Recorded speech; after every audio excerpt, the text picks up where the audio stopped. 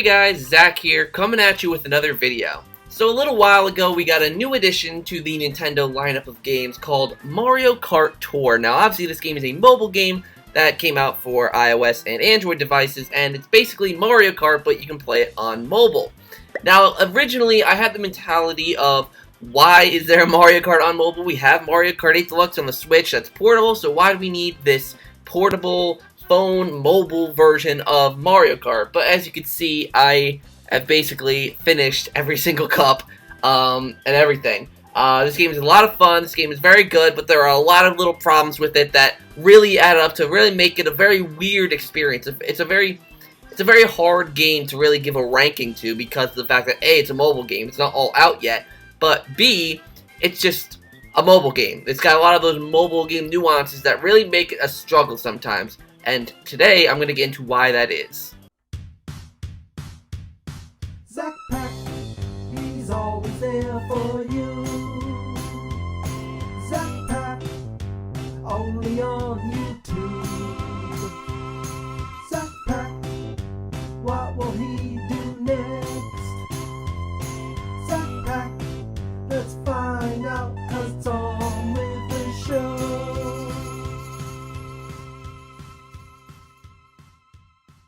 So, one of the good things I'll say about the game is, even though the controls take a little bit of getting used to, they do end up getting really comfortable at some point. You gotta figure out what you are comfortable with. There's the easy mode, and then there's the hard mode. The easy mode is just, it's just basically like you swipe left or right to turn, and the hard mode is just swiping left and right to drift.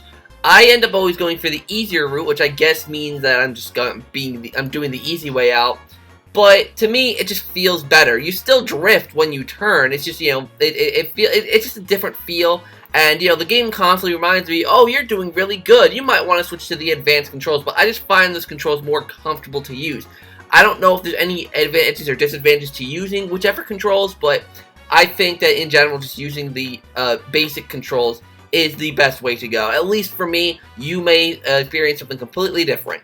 One thing that is automatically different is it's not set up like a traditional Mario Kart game where you have, cups with 4 different courses. Well, it is kind of like that, but it's a little bit different.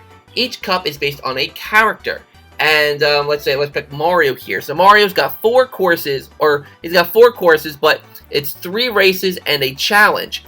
Now, obviously, the first 3 are New York Minute, Cheap Cheap Lagoon, and Mario Kart Circuit. Mario Circuit 1, and those are the races. You actually race and all that stuff. But, Ready, Set, Rocket, Start is a challenge where basically all you have to do is do a rocket start, which means hold down when the timer goes down to 2, so you get the boost star. It's, it's in every single Mario Kart game. It's very easy to explain. So, basically, it's that kind of format where you have set races and set conditions throughout. But here's what's different. You see how on each of the races there's a main character? When you click on the race, let's say we do Cheap Cheap Lagoon with Baby Peach, that character, Baby Peach, has certain perks. Like, Baby Peach will get 3 items per item box. Now, here's where the mobile game stuff really starts to get to you, right? The whole point of this game is to get points. And the more points you get, the more stars you get for each race. Now, in the beginning, it's really easy because the game makes it really, really easy for you.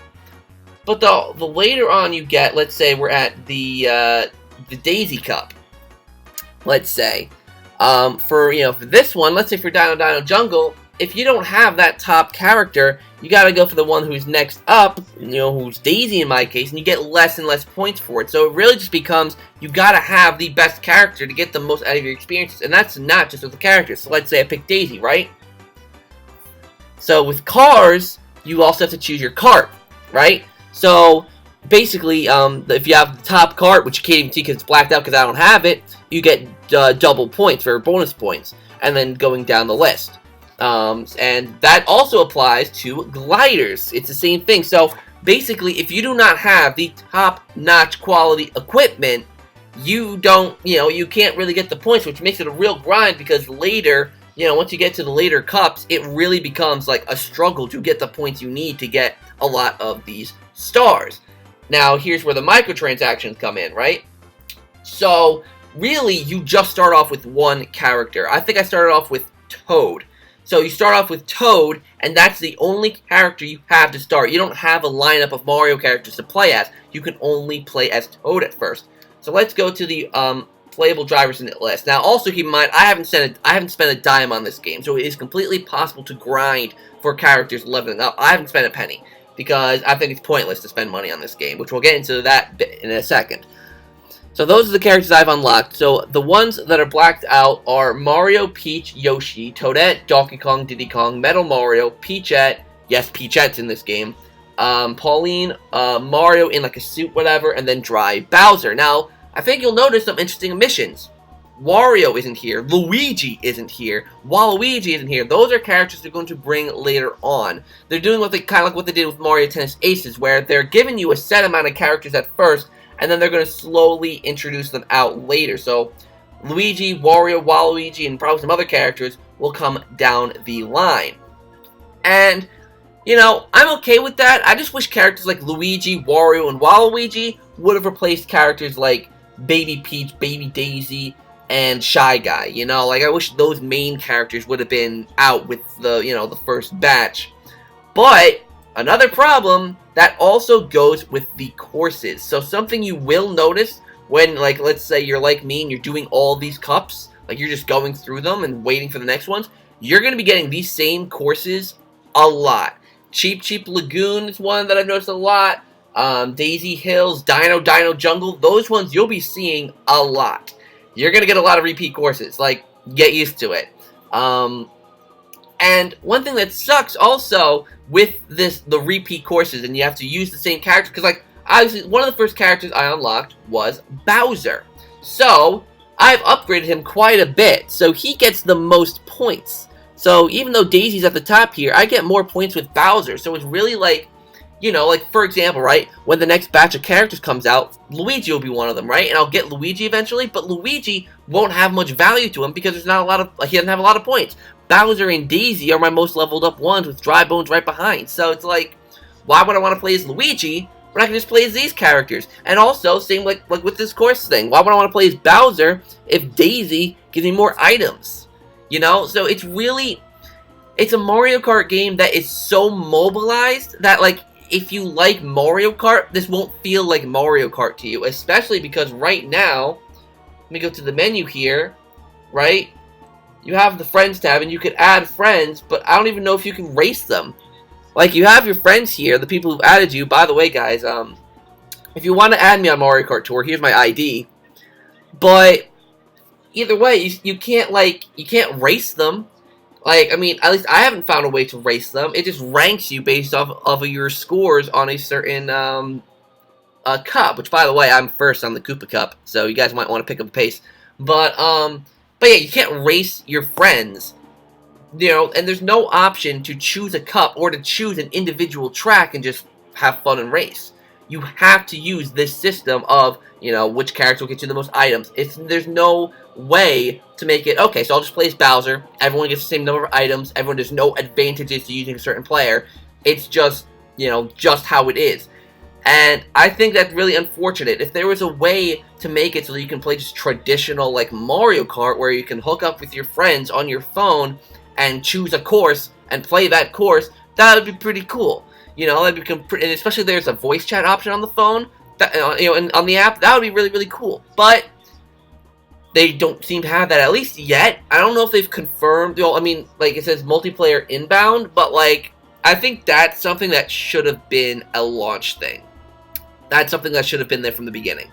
It's Mario Kart, you know, it's as fun as it is, it's, you know, it's the same, especially when you're playing these same courses over and over and over again, you know, it's a bit hard to really say, oh, this is, you know, such a fun game, when you're probably playing the same character. Like, literally, I find myself playing as Bowser, Daisy, and Dry Bones more often than any of the other characters because they have the most points, you know? I probably wouldn't play as them. I mean, I probably play as Dry Bones more, but I can't because I'm always like, Bowser gets me the most points. So it's really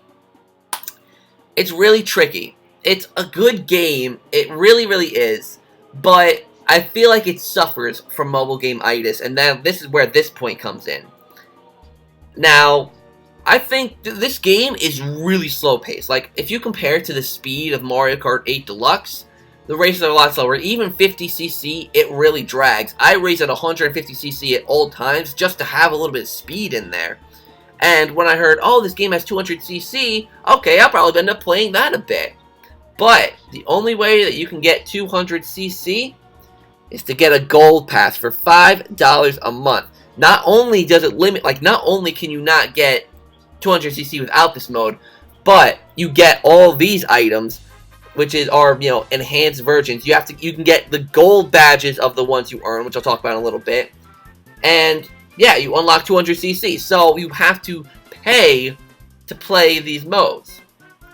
And, you know, they're like, oh, you can get all these right away when you get gold pass. And it's like, why? You know, like, I get it, you know, like, it's one thing, like, you know, if you pay, you know, if you buy certain things in, you know, games, whatever, but you're restricting a whole mode out of your game, right? Like, how do I put this?